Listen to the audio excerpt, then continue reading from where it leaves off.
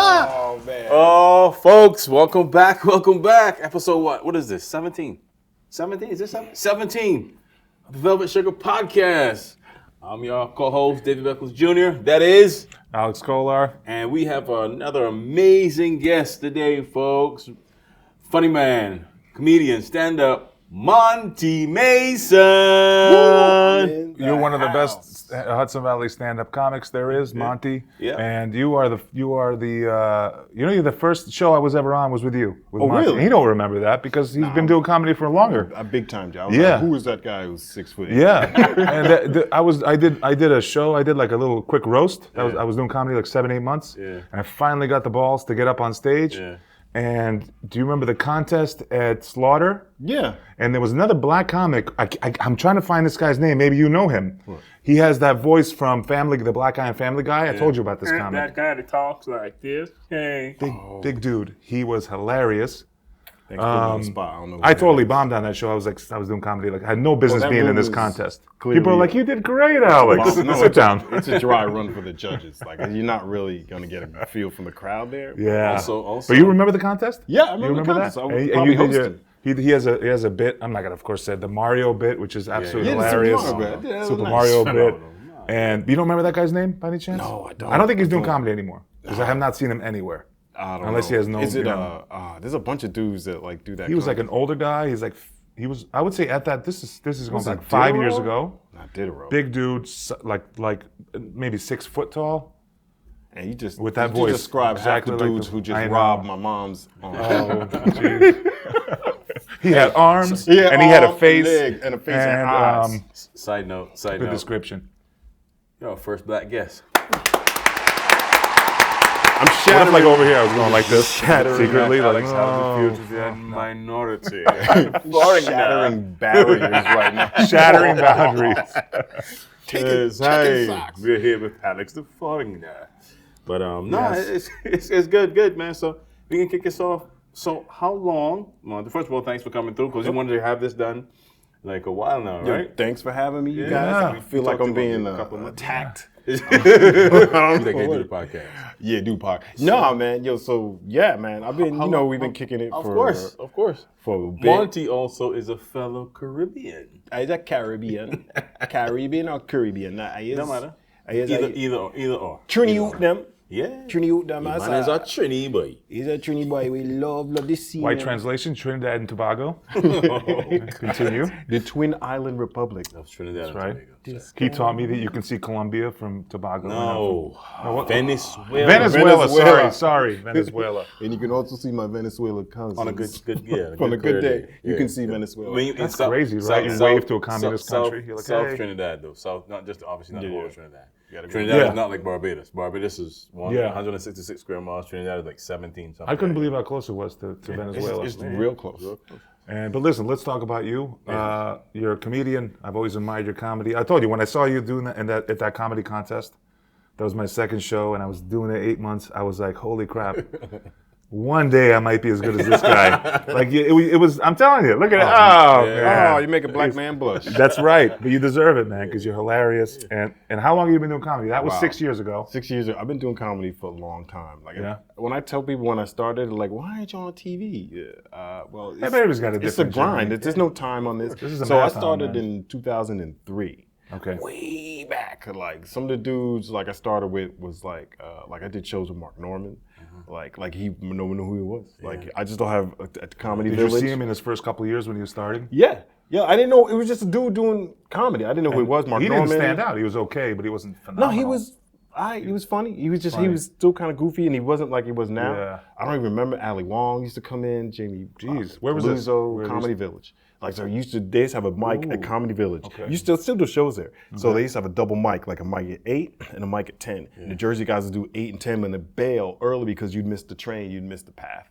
So we'd get us up early. Like Eric Andre used to come through there. Yeah. And funny thing, I remember seeing Eric Andre at Mike because I started in 2004. Yeah. So you would see Andre So I all used the to time. see Eric Andre. And then Michelle Buteau. Michelle Buteau. I saw yeah. her. Who else did I see? A bunch of bunch of people. Jordan Carlos. Jordan Carlos, Yeah. Jordan Ferber. I used to see Joey Joey Gay. Yeah. Joey Gay. I used to see Joey Gay a lot because Yeah. I used to go over to Comedy Village. Yeah. And so I used to see. Oh man, you know who used to? He died. What's his name? But anyway. Patrice? So Patrice, I got a Patrice story. So Okay. one night I'm in Comedy Village, right? I'm hanging out. I'm like, I got my book. I got my stupid little marble notebook. I'm in the back. I'm writing, and then like all of a sudden the whole room goes. Yeah. Everyone straightens out. The mic's still going on, and I'm like, "What is everybody going for?" And all of a sudden, it's Patrice O'Neal, Patrice. What's his boy name? He passed away too. Not Keith Robinson. Right. Keith and there's another third dude. And the whole Not Greg Giraldo. Not Greg Giraldo, the black guy. Not Bernie Mac. Not Bernie Mac. No, not Bernie Mac. You said that. He's black though. I would Google him, but so he's the his name will come to me maybe. Okay. We're walking in the club. You got to Google it. You can Google. He just had a special. My brain is so bad hitting the head. So if you Patrice O'Neal's Todd Lynn. Okay. They all come in. They're all wearing like Sherlin coats, like intimidating as F, right? Walking through there, the whole club. And if you've ever been there, it's like a 2-tier club. I'm in the back. I'm writing on my stupid marble notebook. And they're shaking everyone down. This Todd Lynn, rest in peace, man. Dope comic, man. And like, they were big dudes. Patrice was big like you. Big guy. Like you think. I heard he was huge. He's like 6'4". And like they're coming through it. I don't really I know comedy, but I didn't know Patrice. And I ain't know, like he's looking, everybody's like, come on. He's looking at notebooks. And I'm sitting there, he grabs my notebook, and he looks at it, and he starts reading it. I'm like, who the hell is this guy? But He starts reading. he starts reading my notebook. Todd Lynn's there. Yeah. Keith is there. And then they're like, don't sing nothing. I'm like, what's happening right now? There's just a punk in the room. Straight punk in the room. So then he reads it, and he's like, all right. He puts it down, and he slides it to him. He's like, all right, leave him alone. And I start grabbing everyone else's book. This is like a mafia shakedown, you know? They're throwing dudes' books like, get out of here, you got it. It's like, and I'm just like, yo. Oh my God. That is hilarious. Holy And I crap. wish I'd known that. And everybody's like, that was Patrice. And I was like, what? He's like, that's Patrice. Oh, I man. saw him live once, and that was at the Boston Comedy Club in Yeah. 2005. So that was right before that, the same club right before that turned to Comedy Village, Boston. Right, because that's what it was telling. That's what it was telling Shauna that right that same spot used to be the Boston Comedy Club. When Boston did, Comedy Club. when did it close down? I don't know. Like 05, like so. Because I was there. I'll tell you, I was You there might have been earlier. with my wife was my girlfriend at the time, and it was not earlier than 04. It couldn't have been, Okay. and it couldn't have been later than 06. It might have been right on that Right there, transition when- where yeah. it changed. When And I went, Patrice it was did, 2000. Right? Patrice did sitting down, like we saw him do, like Yeah. a quick 20 minutes. Yeah. Yeah, and he killed. Yeah. And he upset some girl in the crowd, like he always does. That's what you got to do. Which was actually my friend's girlfriend at the time. And she was Colombian, and he just started going into her. And she had like a little bit of an ego, like, you know, you couldn't tell her much. He could feel And then it. as he was talking, she was just doing this for like 15 minutes.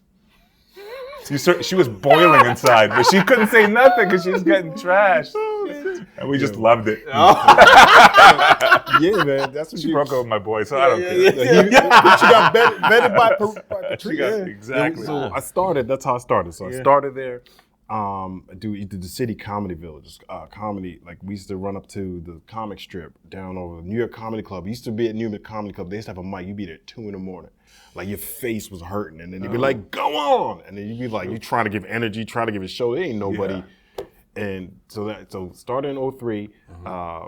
Did you live in the city, or because now you're upstate, right? I live upstate now. I was in Teaneck at the time. So when I started, I was in Teaneck. So you were I used to taking Path. You were the Jersey. do comic. Path or Yeah. drive in. I used to go right after work and just hit mics, hit stupid mic. I didn't even care. Like mics, people were dancing. There'd be avant-garde guys reading the paper. Like some guy went up there and started chewing gum, and that was his whole set. Like he was Yeah. in New York. You know what I'm talking? Weird. There was a guy that I remember seeing him. I can't remember. I saw him a couple of places, right? And he had a bit. Should I say it was years ago? Should I say it? Yeah. Is that gonna say it? I don't think You blow him up on No, YouTube. but I'm saying Some people, they gonna Google the bit. He used to come up with a belt, with a wrestling like a championship replica belt. Oh, Jesus. And he used to walk up like this. And he would look at everybody like this. Like, you remember how Bad News Brown used to look at people? Yeah. Then he used to go. Man, I told me this bitch the other day, and I'll beat that pussy up. And he proceeded for like a minute or two straight, making that mic noise. I'm like, Oh no. That was I was like, that's my uncle. what? You're like, what? Because I'm trying to find out. I'm trying to find out What comedy is. what comedy is, what is funny, and I was like, Yeah, it's in the beginning you're learning from Yeah. comedians you shouldn't be learning You from. shouldn't be learning from at all. You know? You I should mean, not. no disrespect to our brother. No respect to your belt. You bang a Yeah, belt bit. but I'm like, nah, bro. I was like, yo, what is? I was like, what is this? So when did you? So you did comedy. You lived in Teaneck. Yeah. Was it close to the city? And how long did you do comedy in the city until you moved out of the city? So the city was like, I was real close to like 06. So like I'm really close to like being in some things and getting some things. And then like what happened was like my mother-in-law passed away. So like it was either like comedy or divorce. Right. So basically, you're a good person. And you Yeah, did yeah, the but I right could be thing. a famous person. maybe Maserati for my friends. I'm sorry, you're an Eastern European something. You won't fit in nothing. You gotta give him a Range Rover. You got to give you a Oh, range. man. Something. Like the ones that actually use in Yeah, battle.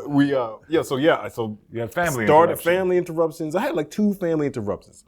So I started like I was getting in with some guys, and then I literally had to like cut off. I was in a couple of contests in the city where I was real big. It was like on televised, and they were like, and then that guy banged up his club, Sal's Comedy Hole. Shout out to Sal, and he went to L.A.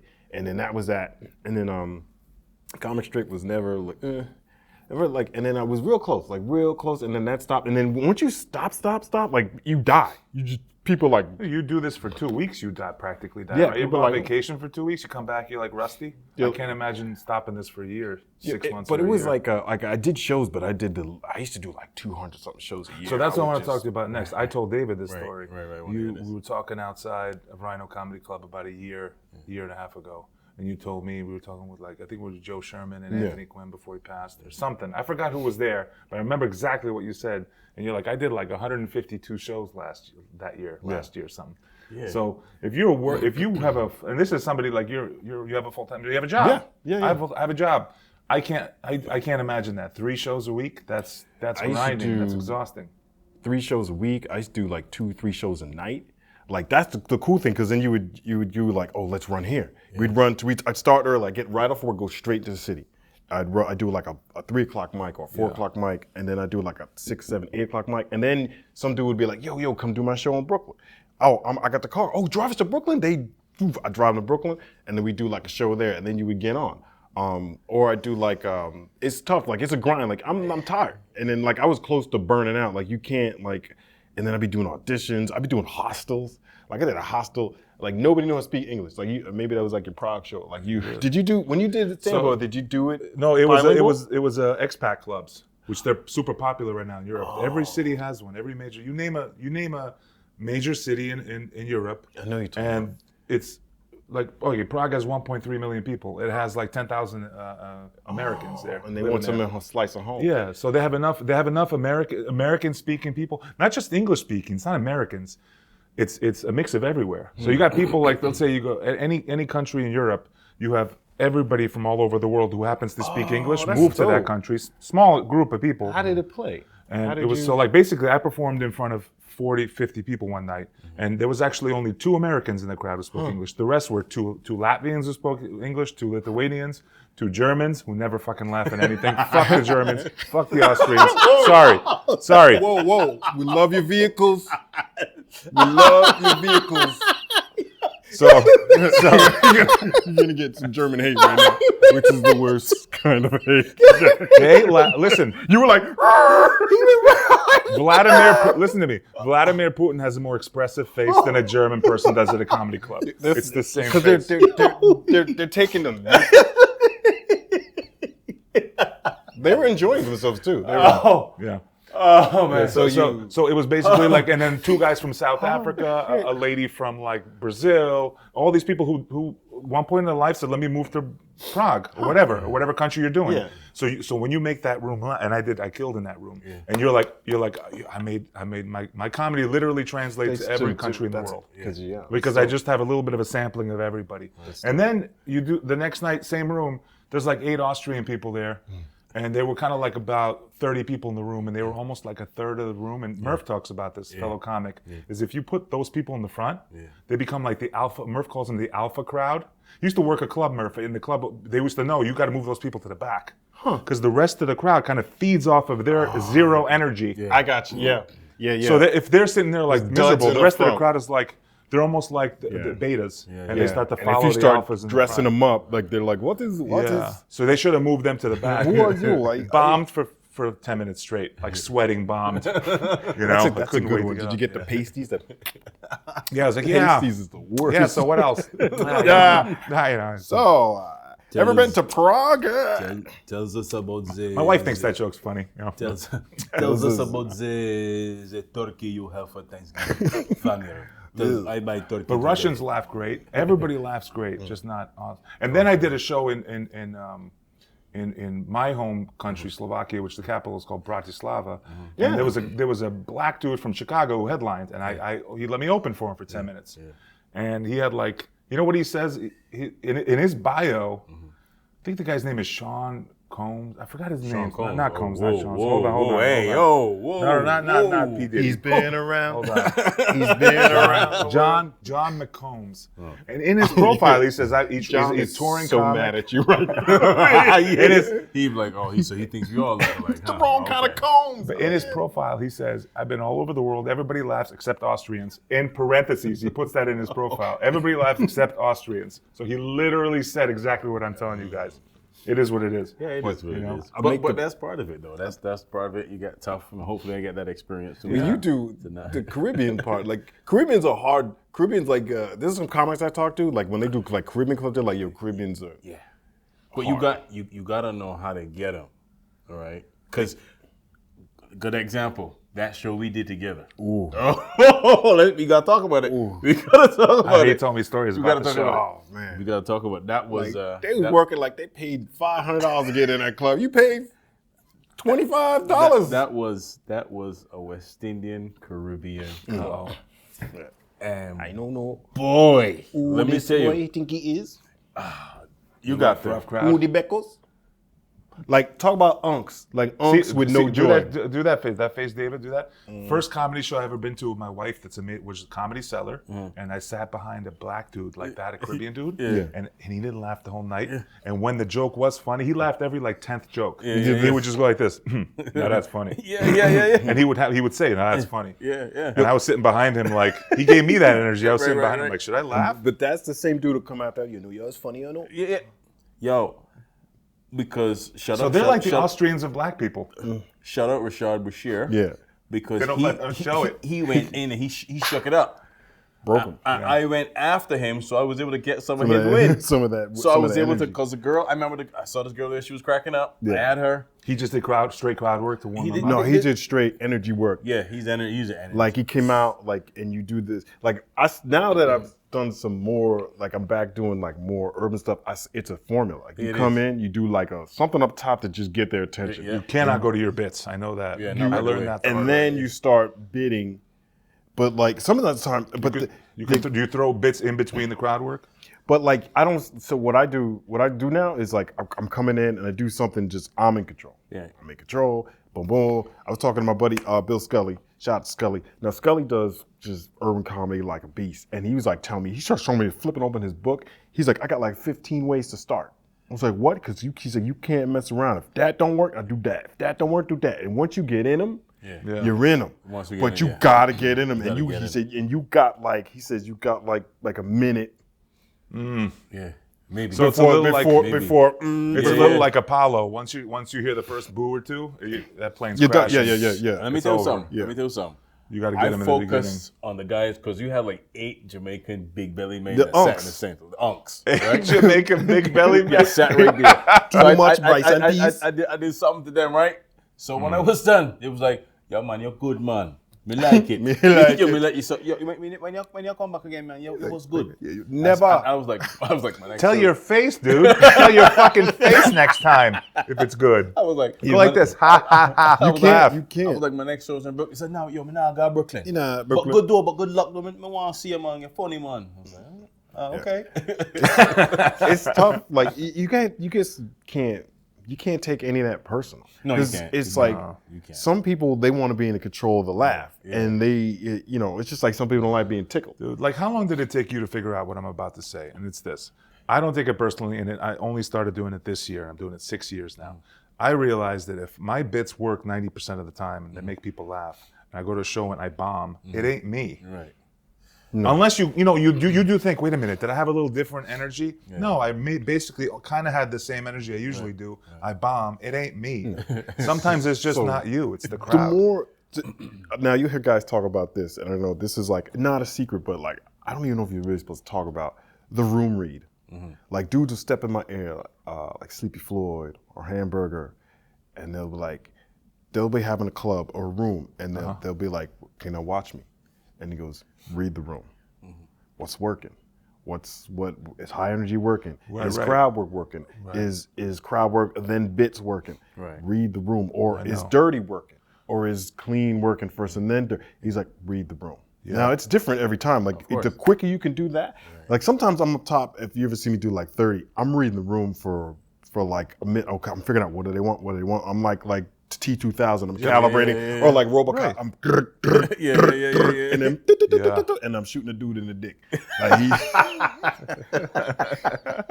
I'm reading the room. Like, and then but it's the room read. So like sometimes like people, they see you, they come on man, what are you doing? And like, because a lot of your bits, a bit runs into a bit, runs into a bit, runs into a callback. And you want to stay on schedule. You're like a quarterback back there. You want to, boom, get that ball out, get that joke out. But as you get more experience, this is more experience. Not good. You're already good. You're funny. That's out the window. Now it's more like I'm gonna do this. I'm gonna go in my bag, and then I'm gonna make them like the bit. Right. Yeah. Like I just did a show. That's key. Because you gotta hold on. Because you when you in control, you have them. I think it's like a train or an Uber. Yeah. You're the driver, and when they finally trust you and you get in, then you could take him in. Then you could take him in. It's like Bill Cosby, or who was it? Jerry Seinfeld said, "You're the pilot. Right. You taking the plane up. They don't be like, yo man, can you make a right at Prague?" No, you decide. Man, shut up. Yeah. I'm flying a plane. And you've got to be decisive because they can smell weakness. That's what. Here's what I learned from. Now I'm shouting out people like Billy the Billionaire Gilbert. Like I can't tell you how much. The weirdest thing, how much I've had like black men like. This is gonna sound weird. Support me or breathe life into me, saying, and it's weird. It's not a jealous thing. Like, yo, man, why are you so in your head? You say, why are you so second guessing yourself? You go in that room, and then you do your jokes, but you do everything with confidence. Right. Yes. Confidence. Like you do your bits on your confidence. You do your skits. Confidence. Even if you don't feel confident. But man, I think chickens came from the egg. Like, and you do it like that, and you let them sit. You bully them. Yeah. And then they start to turn on, and then especially like you have a beautiful way of like being like logical, but they don't think like you, so they don't know where your joke is coming from. Gotcha. So they might even be upset that you're outsmarting them. Yeah, you don't want to do that too much to a crowd. You got to feel out your crowd. Like I've done a show. We did a show somewhere upstate where the crowd wasn't. I could tell right away one of my jokes ain't gonna work. They were dumb. It's too clever. Yeah, they were a little dumber. The crowd. But you almost have to like. You're like, I ain't gonna go there. Sometimes when like Walmart crowd. So here's what I've learned. Like I do. She walked in, oh baby, I feel good tonight. Like, man, did you pull up? I'm gonna get me a pair. Did you pull up your Crocs, man? You pull up your Crocs. What the hell they call it? What you calling out there? Alec Kohler? Kohler? Wait, what's that from, Kohler? Where's he from? Russia. From Russia. I knew what he said Slovakia. And I said, what's different? I said Russia. So it's the same that damn thing, man. And then he said he gonna shoot me with an AK-49. What's up for that? Now we are. So I don't even know what I was saying, but you were saying about the bits and the outsmarting. So sometimes like there's a bunch of different ways that I try to be, or sometimes I just want to be this. I'm getting bits out. That's Mike's. Yeah. Sometimes I'm at a show and I'm like, I got to bully the room, but sometimes I'm just you got to add some silliness to your bag. Just like you're not trying to be clever. You're just being silly. like silly stuff. I usually start out like I'm silly, or like, and then I'm like, then I start doing a serious joke. Then I feel like I can get a bit in. The worst is when I'm hot up top and I'm ad-libbing, and now I know ain't none of my bits funnier than this heat I was coming with off the top of the dome. Which is basically every open mic I ever do. Brewster, like the open mic, I do that. I love going up like near the end because I watch everybody and I kind of mess with them. Yeah. Crowd work. It's like crowd work with your fellow comedians. You kill and then you go, all right, and I got to go to my bits. That's and your good. bits are never going to be as good as that. But that's good though. But you're just warming them up and you're warming yourself up. You're learning. There's also this thing that happens when you go and everyone before you is just like grenading, and then I do this thing called open for yourself. It's We what never see Rashad that. did. We never see that in Brewster. Nobody It's ever what fucking I- bombs. And you don't want to lay on that grenade. But I tell people, especially at a mic, you're supposed to bomb, especially with new jokes. Yeah. Supposed to give yourself permission to bomb. What would you go? Unless you want to try to like switch them around or get some kind of new rhythm. I'm only recently stopping doing this where you go to mics and you're like, I'll really impress them. No, you're supposed to go there just to try you new go in there, material. I go there and Your mic is for you. But I'm a natural people pleaser, so I do want to make them laugh. So I'm at the point where like when I go to mics now, I don't know what's funny enough because I'm like being funny even with stuff that I'm like I might not use that bit, but I know or I'm doing technique things I wonder if I can get a call back in here. I wonder if I can get if I could do some patience here. Sometimes I'm just working on patience because like you hear me now. Dude, Calm down, and then you'll see there's laughs in the silence. I don't panic. Don't step. You know what?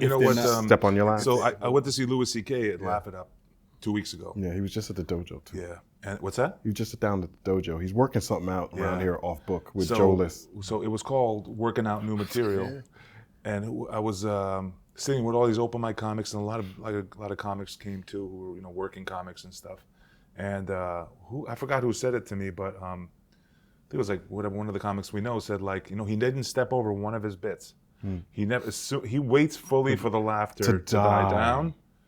And then sometimes the right beat is the next tagline joke. You need that beat, but he never talked over himself. But like there's certain comics that do that. They talk over the double laughter. up. As David Tell. David Tell, you're laughing, they'll make you laugh even more until you're hurting. So He just keeps going, like, boom, boom. that's his cadence. Yeah. What I've learned is like what I'm trying to work on now is like okay, you're funny, you do, but sometimes you can't go 100 miles an hour for 30 minutes, especially an hour. You want to be. It depends on your set. If I got like in Europe, they gave me one club. I did 4 shows. One club, they said you only do 7 minutes. So I went like the speed was like almost dizzying to me. I was going crazy fast. You feel compressed. You got 5-7 minutes. You feel it was compressed. a whole new crowd. I hadn't seen the crowd. I want to make them laugh. I compressed my stuff. You still take But your if time. I'm doing those same things and I've done 30-minute sets in that material, and that 7 minutes took me 15 minutes to do. But if you're getting laughs, like I did a show at Laugh It Up once, and I had 15 minutes, and that 15 minutes felt like 5 minutes because I was just murdering. You're doing great. Like I was doing great, and I was like, oh man, I gotta wait for this laugh to die. And then I was like, but this, you ever be telling a joke and you thought that was good, and then a tagline that's just gonna be like, Oh, boom. when they're laughing at your first 2 and the big you're laugh like, is coming, man, the third, big that's the laugh best is feeling coming. ever. And then boom, you lay it flat, and you're like, The city's great because like when you tell that you can go fast in the city, I feel like, because the way the room sizes are, and everyone knows comedy. Like New York Comedy Club, the joke would like snap off the back of the like the laugh, and it would come back to you, and you get like this rush of heat. It was like exhilarating. You're like, what? And then you get energy from the joke, and then your brain just loosens up, and then you just start thinking, and pow, pow, pow, pow. Nothing like it, man. Yeah, It's dope, man. Like it must have been. Real. I don't think stand-up comedy gets the respect it deserves because of the tough craft it is. I think now, especially now, there's an influx of comedians. Yeah, right? everybody's. And I think what's missing is mentorship, because here's what happened. Mm-hmm. I think people said, okay, my favorite comic is. I like this, so I'm gonna emulate that style. Mm-hmm. So you emulating a style, trying to go close to that style without really knowing what your voice is. What your voice is. You may like this person, but that might not suit your style or your voice. The voice is a tough thing to nail down. Yeah, true. You have some natural things. I have some natural things that people would think we're similar comics. You saw us. We both love accents. Yeah. Because it's a natural thing being in the Caribbean and then hearing a bunch of accents and then people like you have an accent and then it was just the next thing was an English accent. Blow. It's so easy to do an English accent. And then you too. You're from Eastern European. You have an ear for accents. And then like now, then you would be funny off that. Right. And then same thing with you. Like so, if you saw me and you, you'd be like David. You'd be like, oh, they're similar, but we're not because you have one experience and I have another experience. But we both different. Meet at like that Caribbean intersection where like we could do the same crowd. But And the accent is just a vehicle. Yeah. But you're driving it in a whole different direction than he is. Yeah. It's And like just a vehicle. it's fun. When I did the first time I did a room with you, and I was like, oh, so that's what it's like to be in a room with me. Like just everyone just loves you. Like he comes in and he's just like, you, my uncle is comedian. And they have no information on Korean people, so they have to be like, I better laugh. And then I realized, it challenged me in a way to take some of my stuff in different ways because we had some of the same talking points and some of the same, and then I've seen he took his one way but we still do accents and do stuff and he's. You got a Vicks bit. Yeah. I got a Vicks bit. Totally different. Because it's Vicks. But because that's Here's the thing. That's our Sebastian experience. Maniscalco. Vicks bit. I was about to throw that bit out. I was like, damn it. Sebastian has a Vicks bit. But hear what? Hear what Tony Rock says. Tony Rock says, especially when it specifically topical stuff, like what's up about this and the news is popular and everybody jumps on. He goes, I don't want to be the first. He said, everybody's going to do their bit. He said, that's fine. He said, however, I am going to have the best joke. Yeah, he got that from Chris. And he said, I'm going to have, that's what he Chris said, I'm says going to that have the best, because he said, you're going to do your bit on a subject. He said, I'm going to come behind you with the same subject and I'm going to get laughs too. Yeah.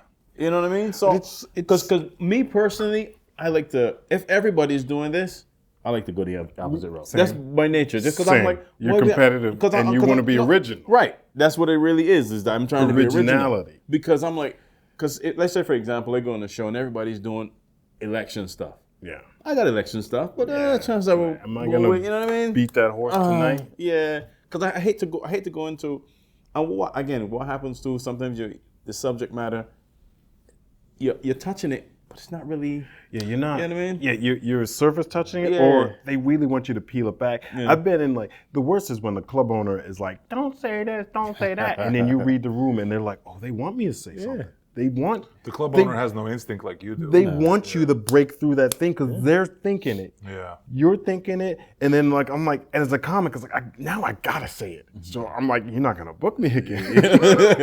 But I'm going to say it like the other night. Like, blah, blah, blah. Back to what you said about reading the room. I just did a show where I was like sitting in the back reading the room because I was closing out the show. Mm-hmm. I'm watching the back and then like dirty jokes at first didn't work. Mm-hmm. And then somebody kept trying them, but like a certain style of dirty joke worked. And that was sex with your wife or husband. That worked. But other stuff didn't work. And then all of a sudden, like a certain topic worked, and you're like, ooh, I thought that they were gonna be offended by that. Mm-hmm. But just like, they had their own lane. They liked three or four things. They didn't like these three things. Right. And you had to just go up there and adjust. I find with some of that stuff, with especially content and material, like especially dirty stuff or stuff that's socially weird. Yeah. Bill Hicks had this thing is like he used to do stuff with Mark Maron way in the beginning, and Mark Maron wanted to be so much like Bill, and Bill was so edgy. He'd come out and start doing this political stuff. He's like, I don't know what happened. I lost him. He's like, listen, dude, here's what you did. You can't. You pushed him over the ledge. Right. You got to walk him to the ledge, and then make him jump. That's when you just get them close enough where you feel like they're making the decision. You know, you're the one who's doing it, and then they jump, and then you're all laughing. Everyone's, and that's what was happening. They were rejecting probably like just stuff that was just filthy, like, you know. But then, okay, well, sex is between. They're doing this, and then instead of like guys, like, I just ram this stuff up my, like people are like whoa. Yeah. But if you're talking about sex, then okay, that's different. Yeah, I feel like in my act, if like I broke down my whole act, right? And all my jokes, it would be like the least offensive. It goes all the way up to like some edgy stuff. Yeah. And then I back off, and I go all the way up to edgy stuff because you can't start with that stuff right away. I think the walking him to the cliff is like, you first win him over by your personality, your charm. Yeah. If I just met you, I wouldn't be like, hey man, Hey, man. So I was fucking my wife or some crazy joke. Yeah. No, you'd be like, what are you telling me? But if I first meet you and I make fun of myself a little bit, You sure you don't want right, to do for that? 5 minutes, I make you be like, this guy's self-deprecating. Yeah. Then you're gonna listen yeah. to it. You just gotta work into it slowly. I usually start off, depending, like I said, you read the room, and I was like, I'm gonna go for it, and I start off with something about the town, right? Yeah. And then Local go stuff for- is always and then a go from there gem. with a Oh spin my on it, God, whatever. Josh Kincaid told me that. We had him on the show. Josh. a couple And months I back. did Josh said that. he once told me, sorry to interrupt, the local stuff always, they Always. eat it up. Yeah. They And then wanna hear from it. from there, then They feel like you they're get into involved in the yourself. show. Right. Yeah. From then you get into yourself. You get into because yourself. because you know you tell about You tell that's yourself. about me. It's about me, my Well, experience. it's a good segue, is what I'm saying. Yeah. But that's how you work. You work in the room. Like if you're doing a special or something, that's different. Yeah. You're coming out and you're doing material. How do you feel about comics that are the opposite of what we're talking? You're a likable comic. I know what I am. People tell me I'm a likable comic. I'm not like people go, oh, you're so charismatic, likable. You're the same way. We're all three. Yeah. But have you ever seen comics that come out and from the moment they get on the stage to the moment they're done, they're like Tom Segura explained it in that show in that Amazon show. Tom Segura talks about it. He's like that. He's not. My wife said this about Tom Segura. She's not a comic. She said, funny. I can't stand the guy. I think he's not a nice person. he but he doesn't makes come me off as a laugh nice and he's person. hilarious. But he's part of his thing is the deadpan nature of his delivery. I don't think he wants you to really like him, but you start to you want to oh man, this guy's like, Yeah, but you that's a tough road to take in comedy. There's just guys who most of these guys you like them on a certain level, or you like the way they think. So that's different than the person. If a person could be not likable, but if you like the way they think, then you're like, okay, I get where he's coming from. Okay, for example, right? We talk about being Caribbean. Yeah. All right. You know who Paul Verzi? Yeah. Italian. Yeah. Sebastian Maniscalco, Maniscalco. Italian. What's the other guy name? Rhodey or something like that. Because Rodia. yeah, Anthony Rodia. Anthony Rodia. Tara Italian. Jokes. Tara Canastraci. Italian. Italian. And there's lanes for all of them. So there's no There's one no person. one. Like it's silly yeah. to think that way, and that's just that crabs in a barrel thing. Yeah. Like when the more urban stuff I did, the more I realized that they're not even they're so loving. Like, hey man, come down to my of show. course, of course. Hey man, do this. Especially Hey if man, you do- why don't I see you come out more? Especially if you do well. Because I did a show in Brooklyn. It's a Caribbean show. It was a small audience, but it was good. And you know who was on that show? You know Eva Evans? Yeah. Shout out Eva Evans. Met her, nice, Funny. fantastic. Yeah, Jamaican. So I did pretty decent. She was like, yo, you really good with the accent. Yeah. And the host, shout out Shelly Kristen, she was like, that's why he's on the show. That's it's funny, how dudes let me show. Okay, so this is how you get shows. Like guys, how you get on shows, man? Who books that, man? I want to. Hey, Beckles is. First, how'd you get on a show in Prague, man? Do you know Prague? Do you know Who says this? people like? How did Beckles get? Because he's funny. Dude. Because he's funny. The whole thing about when I did the whole Europe thing, I'm not going to name the comic, but a certain comic blew up my Instagram asking me a million questions. I'm like, what do you want me to start? He was in your DMs well, in like, 1977, I came out of my mom's vagina. He was in your rectum like, who books that? Who books that? Unfortunately, that's going to be a part of it. So I try in my best to not intentionally offend people. Just the small stuff. Here's what I'm trying to say about it. It's funny because a lot of it is you get work. You have a front-facing YouTube and Instagram channel that gets you basically advertising to say, hey man, this guy, I do work, and I'm funny. So they put you on the show. Second thing, you probably just ask people, hey man, you can ask, or you talk to the right people. If you're funny, people will start to book you. Yeah. So it's the funny thing is Dude, can I just say something? Would you go up to a track and field event and walk up to the men's 4x1 or the men's 100 meter? Walk up to all of them like, dude, how do you get to the finish line first? how do you? I'm fucking faster than all of you. I'm world class. You gotta work Some on of it is also just being Not in even the right the winner. place. You could say that to the fourth place person. Being in the right because time I'm for, faster than fifth, sixth, seventh, and eighth. Well, you have the end. He has the end. Like you had the end in Prague. Like you are my family from Prague. Like I do comedy now, so I'm gonna be like, yo, man, that's it. You hit the club owner up. Part of that is you build relationships, not only in comedy, in life. In life, But period. that relationship gets you new relationships, to get you opportunities. When you get that opportunity, You still gotta and you take advantage of it. Guess what? It begets more opportunity. Now this Oh, you got to be as nice. here's the thing. Yep. You see, you started in 2003. I wanted to start this thing since the 90s. Me too. You hear me? Same. Since the 90s. But you know Caribbean. My mom was like, there's like, You want to be funny? yeah, you want to do what? You want to be dope? And I took court officer test, corrections officer, firefighter, police, bus driver. You're not gonna be on stage talking about your father. Right. Comedy. What is that? That's, they want you to get a job with a 401k. And when I finally did it in 2004, I wanted to do this thing probably for 10 years. Eastern Europeans are even less supportive. We're gonna do Eastern European parents, even worse than this. See, at least the Trinidadian or Barbados or whatever Caribbean father will make fun. Will be like, you want to be funny, whatever. I just did the accent. But let's do Eastern European father. We'll do my dad. Go ahead, Dad. I want to be a comic. That. Yeah, they want to be a comic. Or Dad, you could tell me now. Like I tell my dad now, I'm doing You great want doing to be comedy. comic? Hey, Dad, I'm a comic. No. Let's watch. You should be a comic. You want to be a comic? So listen, your brother and I, we was talking about where we're gonna go out to eat tonight. They switched the subject. They didn't want to talk about it. They look at you like they go like, "What's my dad?" Like this. Look. So we guys want to go to eat tonight? Which messes with your head. Like, does this guy even? They can't even comprehend it. But here's the thing though. When I finally start, see, I had a lot of gaps in between because I started in 2004 when I was engaged. Then I got married in 2005. We had a kid right away. Yep. So gap. I started doing with shout out Rose Bria, Curtis Parks, because they had this group called Anonymous Comics, different places, Brooklyn, Manhattan, all over, right? I started out here doing this in spurts, bam, bam, bam, bam, bam. Then I stopped. Then it was a break. Then bam, bam, bam, bam, bam, bam, then stop. No, I know. So I never really. I don't even think it makes sense to add up because I'm here now. Yeah. Right? So I just use this experience. I use writing techniques and said that this is what happened. Let's see how to. I listen to podcasts because Sebastian Maniscalco talk about a bit that he did to his dad. He's like, did it happen to my dad? He's like, no. It happened to somebody I knew. That's totally fine in comedy. Louis talks about this. Louis C.K. It's a transference stone, but he wants to tell a joke. Yeah. When he transferred to his father, she would be. He's actually said it wasn't his father. That's a joke about him poisoning the.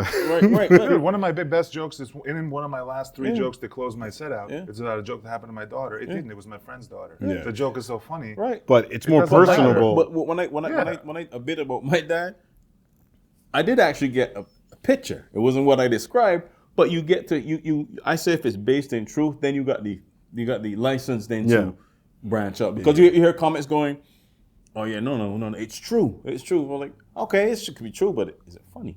Yeah. You know where I feel like I am in my career right now, and you probably went through this in one point of your career. I'm starting to respect, like, wow, it's amazing how much I'm learning now, how much more I knew than last year. Yeah. I wonder where I'm going to be in year number 7, year number 8, or I'm in year number 7 now, actually. Number 8, and number 9, 10. Like, because I meet those comics, and when I see a comic that's 10 plus years, you can spot it now right away. I couldn't last year. Yeah. Now, as soon as they get on stage, I'm like, oh, this guy's 10 to 30. 10 to like 15 years calm, in. It's a different kind of a feeling. Yeah. And like the funny thing is I tell guys. And I wonder, like, ooh, that's going to be fun to get there, that journey. Here's the funny thing, David could probably so you remember Chappelle, 2003, Killing Softly, one of the best stand-up routines of all time. But you watch him there, he's super bitty, super poised, and then fast forward to 10 years later and see how some of his comedy. Completely different comic, more long-form stories. but better.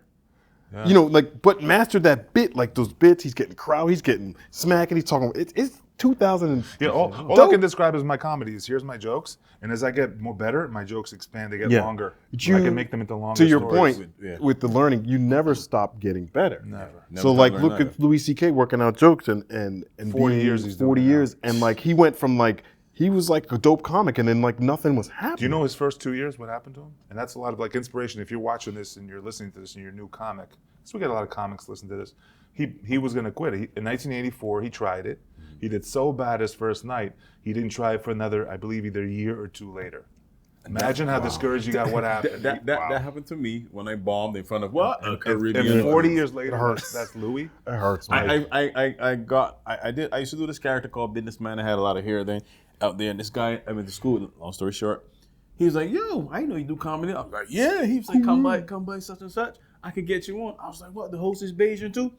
There. Now, mind you, hadn't touched the stage in 2 years. Yeah, you Listen, think I just jump on the stage? Listen, I come from a sports background before entertainment, and I had an athlete coach he went to the Olympics. Yeah. He actually world record holder in his sport. You know what he told me? He goes, "It's not where you start; it's where you begin." That's what it is. True. It's not where you start; it's where I'm sorry. It's not where you start; it's where you end up. Right. True. But here now, I got on stage and the guy was like, Cynic, shout out Cynic, OG in the game. Wow. He was like, I'm gonna give you a nice intro. And then I saw the crowd. But before that, it was a Trinidadian guy, about 6'3" or 4. He was outside the door before anything started. He's like, boy, I don't want no comedy, boy. I don't want no jokes. I just want to get something to eat and I don't want no laughing shit on this boy. Guess who was up front? That's Up front. looking right at you. With chicken wing. And I start out, he looked at me like, yo, and the room was, I'm silent. I remember that shit happened. Bill Burr's worst ever. Hold on, I had that shit show. happen, like it happened yesterday. For my whole 5 minutes, but it seemed like 5 hours. 5 hours. I heard, that was it.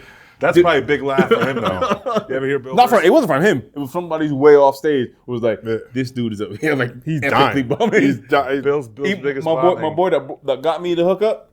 I'm in the city. He didn't even look at me. He's like, I bring him heat. And the host was like, yeah, probably everybody. He's like, if he could crawl out his skin, I was like, yeah, if I could crawl out my skin, I would leave myself. Bill Burr's biggest thing was he bombed at a black show, and he was bombing so bad. The most embarrassing thing he's ever heard was in the middle to the back, and he kept bombing, and you just hear crickets, and all of a sudden, the third joke bombing. You know, this is opening up the set, and he had to do like 15 minutes, and 3-4 minutes in, another joke bombs, and you just hear the lady in the back go, "I ain't laugh yet." Dude, if I heard that, that will. But he said he wanted to do those rooms because he's like, that's like your Achilles heel. That one, every comic has something they're afraid of. You want to do those rooms. You get over that, everything else is just you're not afraid. Honestly, true. Honestly, true. That's what you got. You got to hit those rooms. You got to hit the hood rooms. You have to. You have to. While being yourself. While being yourself. Like improv was my biggest fear as an actor. I started by as an actor, not a comedian. Yeah. And improv was a fear. I was a good actor. Yeah. And I still improv is the hardest thing to me. To me, it's unbelievably hard to put you up there and like nothing. Like if you told me like the next show you do, you have to do 5 minutes of crowd work before you do it. 6 minutes you're allowed to go. Sweating your ass off. I would be more nervous than that than anything because you know normally you start crowd work. If you start bombing, you just go to your bits. I used to go up with nothing and just see what I could do. I used to love it. I used to just go up with nothing. But you know what? That angst that he used to, because before, like, I have a show tomorrow, right? I didn't have I got my set, but I would be sweating. Before, like, nervous, like, I need absolute silence for 5 hours. Nobody bother me. No dog, don't bark. Don't call me. Don't ask me to do nothing. Now it's just like, whatever. I find the bigger the show, the more now the nerves come up. Like this big problem for me is like my expectations and managing my emotions before the show. That's key. If I gotta go up feeling a certain way, or else I'm gonna wreck my own show. You're wrecking yourself. You're not the crowd. Not the you're wrecking. That angst all in your neck. What do you do? What do you do to calm yourself down? So it's a bunch of stuff. I have a ritual. Like I used to do it when I first started, and I realized my wife's like, you always really do really well when you just like go by yourself. Like you turn your autism on, put your headphones on. Sorry, kids.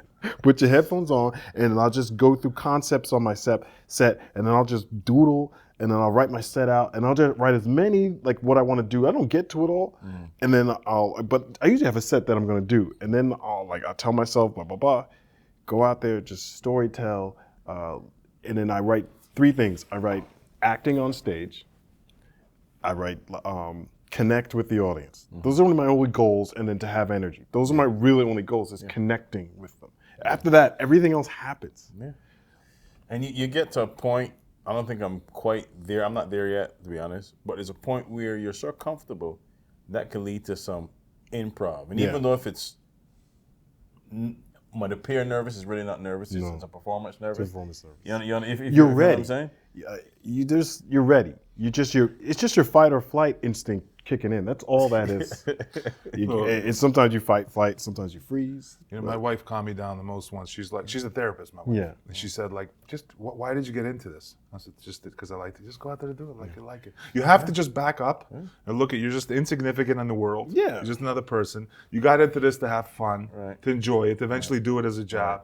Why even be Right. nervous? Don't Just put go out extra there and pressure on yourself. Yeah. Go out there. In my head is like, you waited 20 years, stupid. Now you got to do it right now. Oh my God, you're shitting yourself. I'm like I'm hearing these voices, right? Everybody has a home show. Do you have like a home mic? That's your home mic? Or home area, like home? I guess so. Rhino, maybe. Rhino, or like, maybe some other place, right? yeah, absolutely. Now, what's the most comfortable? I guarantee you, it's Rhino. But like, it's bad to be super comfortable. Right. In one spot, right. Bad now because I realize like, oh, I'm too comfortable here. Right. You So- don't want to be too comfortable. I did a show in Patterson with a bunch of comedians, like, and then the girl who booked the show put me on, and then like booked me on with dudes who I had been watching on TV for years, and now I'm like, everything I've told you that I did just went out the window. And my wife is like, calm down, you're supposed to be in this room. Yeah. And then so this dude, Big Dog, comes in. Big Dog, and then luckily another comic who knew me, I just showed him before, and he saw that I was freaking out. Yeah. And he saw me, and he was like, yo, what's up, dog? And he's like, yo, man, come here, man. Go out, just do your thing. Just calm down. You're ready. You know you're set. You got 5 minutes. You can't do 5 minutes by now? And I was like, of course I can. And he's like, yo, man, just be in the moment and go do Be it. in the moment. Yeah, And be in then the like, moment, have fun. once you You get, ever look at the crowd, see if they're laughing, enjoy their Yeah. laughter? sometimes. I know that. Not something- that But you're night. supposed to do Not that. that night. I do. Do I do it? Almost never. There's something. But we're supposed to be doing We did a that. show in Jersey last year, right? It was outdoor, and the crowd was kind of like, and when we were done, because it's something because you opened up.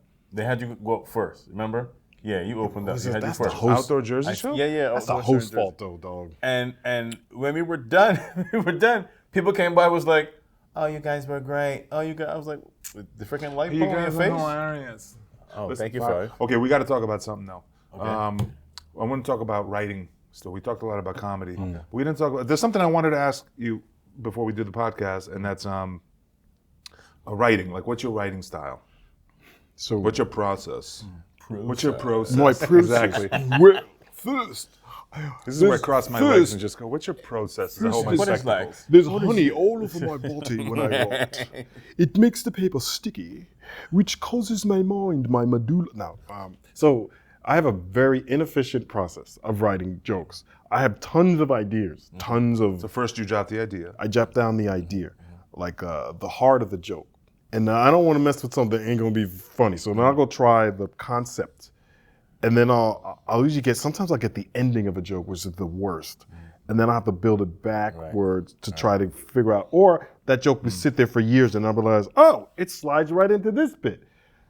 Or I'll have to just go out and bang it on stage. I need tons of time. Tons of time so my process, I need tons of time, like 30, I get to do 30-minute blocks, and then I'll work from that, and then I can get like a 20, 25 that is good. So I'll go home and I'll tinker with it a little bit, and I'll go on stage and I'll mess with it, and then I gotta hear the crowd laugh to it, and sometimes I'll come up, like I do a lot of improving with the bit on stage. I'm trying to push it on stage to figure out that's the funny part, and I'll push that. Sometimes I just run into dead ends, which is awful. Yeah. So let me ask you this, but do you first like, do your joke ideas come to you by like, you just think, oh, that would be funny?